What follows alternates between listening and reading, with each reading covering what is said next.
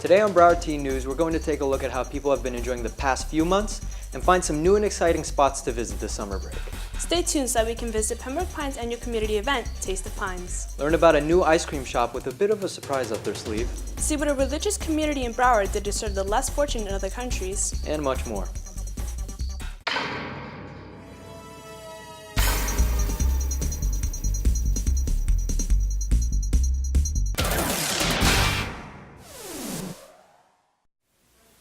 Hello and welcome to Broward Teen News, West Broward High School Edition. I'm Ashley Gonzalez. And I'm Louis Ackermans. Today we're going to look at what the community of Pembroke Pines, as well as its citizens, have been doing the last couple of months. Like with our first story about the Taste of Pines event, which is an annual community gathering that enacts the social interaction of fellow citizens and exposes them to new and exotic foods. Being a long-running annual festival, it has grown considerably over the years, bringing in all sorts of restaurants and people, making this year its largest venue yet. Samantha Blanchard has the details. In central Pembroke Pines, the community has put together a celebration and presentation of various dining experiences the city has to offer. It's called Taste of Pines, and there's restaurants from all of Pines, and then you sample your food. You sample all their food, and it's been going on for a couple years, and we've been doing this stand for a couple years. Last year we did wine. We didn't do wine this year, and you pay I think it's $30, and then you get to sample all the food and all the restaurants that are opening, and all the stores that are going to be opening in the next months. I like the Taste of the Pines because what they can do is they can bring people together for the community. A lot of the restaurants and the flavors of the community that people may not necessarily know what's out there, and they get to see everything that we can bring in one central location. They can try out some of the different flavors. Events like this are about getting to know the food and the people that are in your area. So it's about bringing community together. It's about learning new things, new foods, new people. It's seeing a different side of the city that you live in, something that you didn't necessarily know existed. So you get to meet people that have similar interests that you do, whether it's food or drink, and then you get to spend time with them, and you get to also enjoy new food and drink that you never would have experienced otherwise. With an array of restaurants new and old, the Taste of Pines truly captures the sense of community the people of Pembroke Pines share. This has been Samantha Blanchard reporting. To the north of Pembroke Pines, there's an ice cream shop that has garnered some well-deserved attention. Serving ice cream like any other would, what sets the shop apart from the rest is liquid nitrogen. Mixing science and sweets, this shop without a doubt makes one delectable treat. Josh Letterberger has more information. Here at Chillin, ice cream lovers are putting a new spin on the ice cream making process to create a smoother, creamier, and richer taste. Chillin offers a variety of unique flavors, including Nutella, dulce de leche, and pistachio. But the key ingredient that sets it apart from traditional ice cream parlors is liquid nitrogen. So the ice crystals and the nitrogen, that shoot into the cream, and which freezes it, that makes it creamier, and that it sets it apart from other ice creams in the sense that if you were to put it in the freezer overnight or for a couple of hours, when you take it out, it's still freshly made and just as if you had just gotten it, as opposed to other ice creams which might get harder as time passes by, if you just leave it in the freezer. Liquid nitrogen is safe to eat, tasteless, and responsible for the smoothness that Chillin's ice cream is known for. But the most notable part about it may be its ability to attract new and curious customers. People are curious, and when they hear about a place that they've never tried and something different, they're naturally going to want to try it. As you can see, Chillin offers a unique taste experience that you simply cannot find anywhere else. This has been Joshua Letterberger reporting. The Dan Marino Foundation brings awareness to autism by hosting an annual walk that highlights the arts. This event brings people together to support an amazing cause. Angel Rock has the story.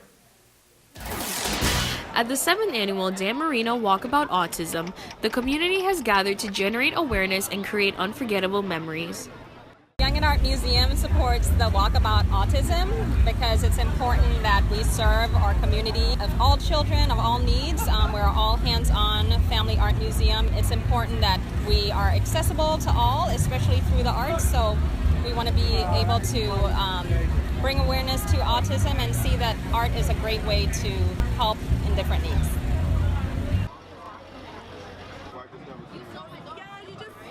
Besides increasing community support, this walk provides helpful information as well. This walk is so amazing. The foundation is great. When last year when my sons were diagnosed, I didn't have any information, came out here and grabbed everything. And now that both of them are diagnosed, and I've been able to get resources and everything through the Dan Marino Foundations, it's awesome, man. So, and then it means a lot for my sons because they're able to come out here and play and be free and be of kids that's like them. The Dan Marino Foundation and all other vendors has done an amazing job at creating another successful walk from start to finish. This has been Angel Rock reporting. New Beginnings Ministries is a religious Christian group that frequently travels to other countries and helps the less fortunate. Their most recent escapade took them to Ecuador, where they helped to create many clinics and shelters. Adam Perez has more on the story. In a selfless attempt to help the people of Ecuador, New Beginnings Ministries put together a missions trip, traveling to different parts of the country and helping the people in need. I wish I could say that on a missions trip, everything goes according to plan. And mind you, we take a lot of time planning in the background and behind the scenes, but unfortunately, that's not the case. Yeah, and we have to be ready for whatever comes at the moment. One of the clinics or medical aid reliefs that we provided for this town for some people, some kids that hadn't seen a doctor in years, other kids that hadn't seen a dentist probably ever, and we had to just make do with whatever we had at hand. So it was great to plan, and we did plan, but it just, a lot of things came out of the unexpected, and we had to make the best of the situation. But with a good heart and with great intentions, with whatever we had, we made the best of it. After several hours of helping the less fortunate, the church put together multiple services, bringing the congregations together for fellowship and praise. So coming into the worship part of the ministry, it's very interesting because it's the culmination of everything else we've done during the trip. It's a spiritual and a fulfilling time where the musicians come together with the vocalists, and then we come together in unison and in unity to worship our God through the different genres of music. So during these worship trips, it is a definite, fulfilling, and awesome time that we are able to have together, working with the different people from the different areas that we go and minister to. So it's always a pleasure and it's always a blessing.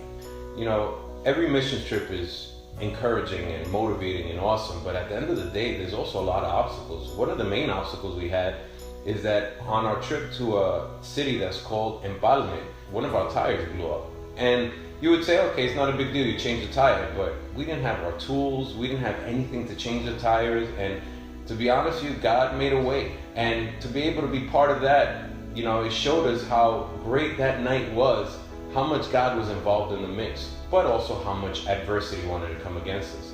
But this was just one of the services. We had a great service in a city that's called Palenque, where we had an outdoor service, and we also had some great services in the traditional church, like the Center of Conventions in Guayaquil. But ultimately, I believe that God just did some awesome stuff during this missions trip, and I'm very blessed to be part of it. By putting their comforts aside, New Beginnings Ministries made a difference in the lives of many, and will continue to make a difference, one country at a time. Our very own West Broward High School is in the middle of a lost opportunity as of late. A cow pasture that has been requested by the school since its birth has finally been purchased by an outside corporation. Maria McCormick has more on the gravity of this issue. On December 14, 2016, a decision was made that will forever impact our students here at West Broward and those residing near the campus. The City Commission of Pembroke Pines ruled in favor of rezoning the cow pasture and using the land to build townhouses. Although they might believe the development will provide convenience, it actually sets a multitude of drawbacks. The attorney representing the developer of the townhouses may claim he kept traffic in mind when constructing a plan, but no preliminary precaution can prevent the inevitable amount of congestion here on Pines on weekday mornings from West Broward, nearby neighborhoods, and Somerset Academy. The pasture can serve as many other facilities that won't impact traffic, such as a proper football field, where we can have our own home games and our nationally recognized band practice on. Even if students aren't on any of these teams, the cow pasture can still benefit them. According to the links, right now we have about 600 seniors and 250 parking spaces. And that's not counting students in dual-enrolled classes or in programs that require them to drive in and out of campus, such as our vet program. There are an assortment of possibilities for the cow pasture, some as simple as keeping it untouched and creating a gardening club to teach our students about agriculture. So when considering what to make out of this land, please keep in mind the residents of Pembroke Pines, the West Broward students, and the endless possibilities that can contribute to our high school experience. This has been Maria McCormick reporting. Now that we've seen a bit of what's been going on in Pembroke Pines lately, it's time for a commercial break. When we return, we'll take a peek into the world of a mom-and-pop Italian ice cream shop and discuss the importance of generalizing and classifying drugs. We'll be right back.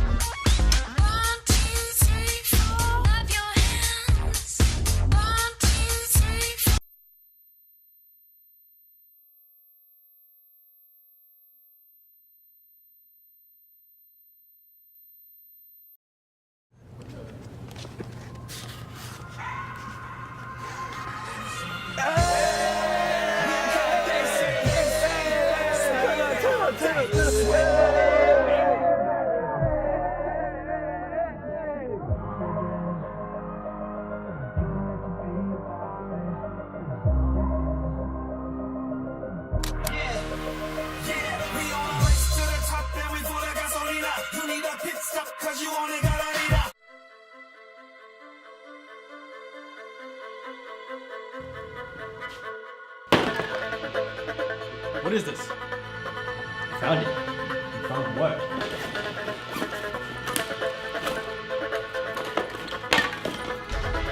Spray paint? Yeah. What do you want to do with spray paint? What do you think we're gonna do with this? Come on, you know. I mean, I guess. Yo, you ready? Listen, I don't know about this, man. It's pretty public. Look, if you want to roll with my friends, you gotta prove yourself.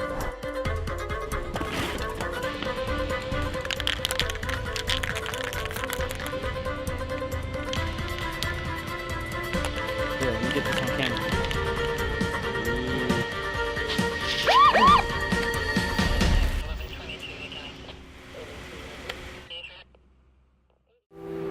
So my uncle just got out of remission for lung cancer. But like I think he should be fine. Like he's always had issues with his lungs, so I'm not worried about it, you know. Yeah, I mean I've been trying to quit too, but I feel like it's already too late. Yo, Steven. Oh, thanks. So it's your first time, right? There's nothing to be worried about. Just do it.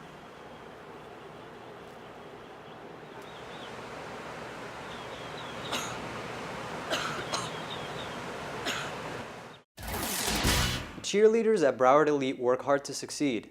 One particular athlete overcomes adversity when she must start a new competitive cheer season at a different gym. Daisy De Leon has more on the subject. 8, 2, 3, 4, 5, 6, 7, 8, 1, 2. Tumbling and flying through the sweat and tears, the athletes at Broward Elite practice multiple hours weekly to master their skill in the art of cheerleading. One teammate sets herself aside from the others. Jillian Lasker has been cheering for 4 seasons, not allowing a recent change in her competitive cheerleading career affect her performance. I was at Cheer Factory, but the gym closed down, so I came here and I've been here for about a week. The teammates here are very nice and they're accepting. Like, if I mess up, they'll still be happy for me that I tried. Pushing through every practice to master routines for competition, Jillian understands what she has to do in order to win.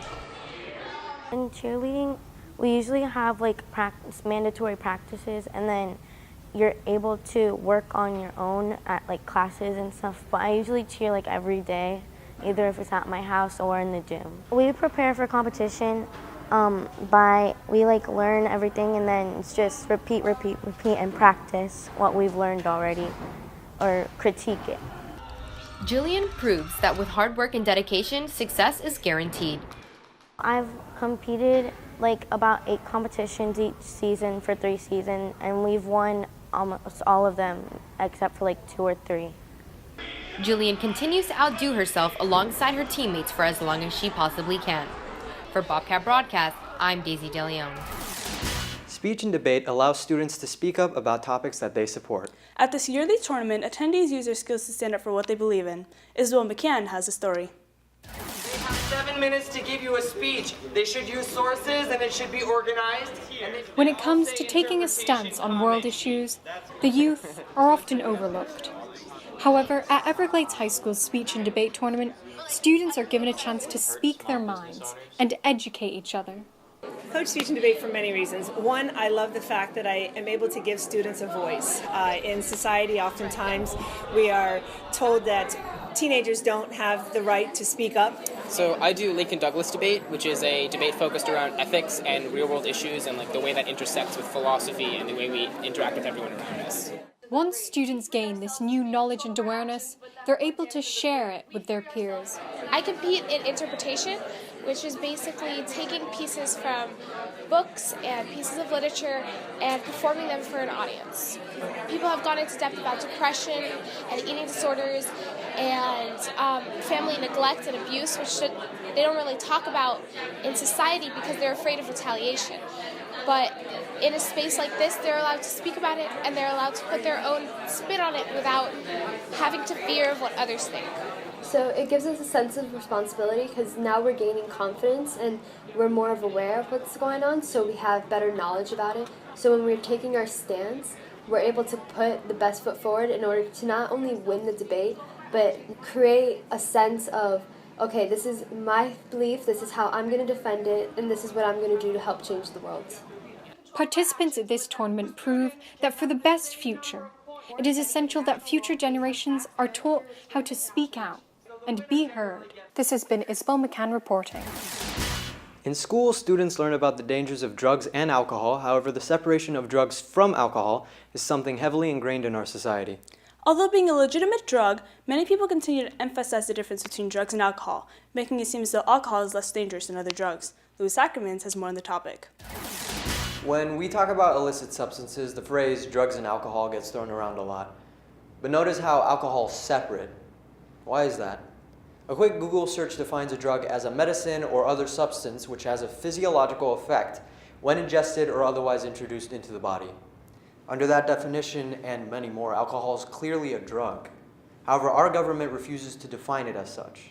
The Drug Enforcement Agency classifies drugs in lists called schedules, where Schedule 1 drugs are deemed both the most dangerous and lacking in acceptable medical use. Schedule 1 drugs include heroin, ecstasy, and marijuana, which is odd considering numerous studies have proven marijuana to have irrefutable clinical benefits. But that's besides the point. On Schedules 1 through 5, the one drug you won't find is alcohol, which is responsible for the deaths of 88,000 people a year, 25,000 of those being solely from overdose. In contrast, heroin, arguably the most infamous of Schedule 1 drugs, kills 3,000 a year. Now you might be wondering why these labels and titles matter, but it's a symptom of a much larger issue. Distinguishing alcohol from drugs implies that alcohol is not in the same league as other drugs. When we think of drugs, we think of addiction and overdose, but when we think of alcohol, it's a night out with friends and family.